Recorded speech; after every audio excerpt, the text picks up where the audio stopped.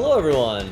Welcome to another episode of E&C English, and welcome to another episode of You Say, We Say.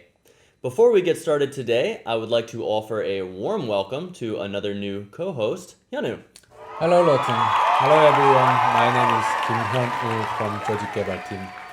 I'm so happy to be with you today. Thanks for inviting me. No problem. Let's get started. Okay, Hyunwoo, what's our topic for today? Our topic today is work expressions, and it's something that I've wondered about a lot while working with coworkers from other countries. Right, there are quite a few work expressions in Korean that are very difficult to translate. Right, so there are basically four expressions that I want to ask about.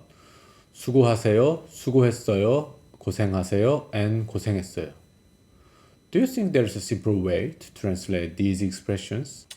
Unfortunately, I think the short answer is no. There's no simple way to translate those expressions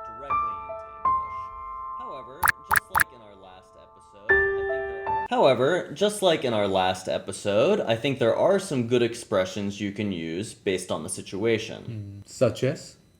Well, first, I think we need to think a little bit about how these expressions are used. So, is there any significant difference between 고생했어요 and 수고했어요?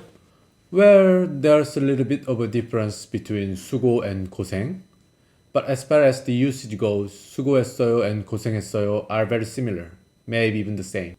Okay, so in what kind of situations do you use those expressions? Well, of course, people use them a lot at work. Any specific time at work? I guess it's normally after finishing work or after finishing the meeting. I guess usually after finishing something.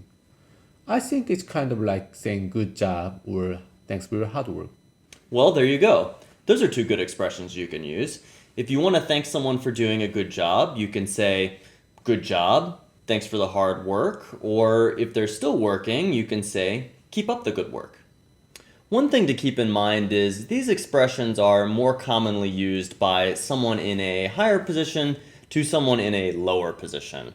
So, for example, I probably wouldn't say thanks for your hard work to my coworker and definitely not to my boss. So what did you say to your boss then? To my boss, I think I would probably just say something like, thank you, have a nice day, or maybe, thank you, see you tomorrow. Something like that. Let me ask you another question about those expressions. Do you only use them to thank someone for working hard? Well, no, not always. Sometimes you just say it after finishing something at work.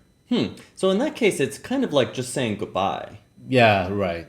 Okay, so in English, if you want to say goodbye at work, you can use pretty much the same expressions that you would normally use. Expressions like, have a good one, take it easy, or just see you tomorrow. Any of those is fine. Okay, Hyunwoo, do you feel more confident about what to say in English when you've just finished a group task or leaving work? Yes, I do. We hope this was very helpful for all of you watching as well. Thanks so much for joining us. And don't forget to let us know in the comments if there are any other expressions that you would like to know how to translate into English. Also, don't forget to join us next week for another great episode. We'll see you then. Bye. Bye-bye.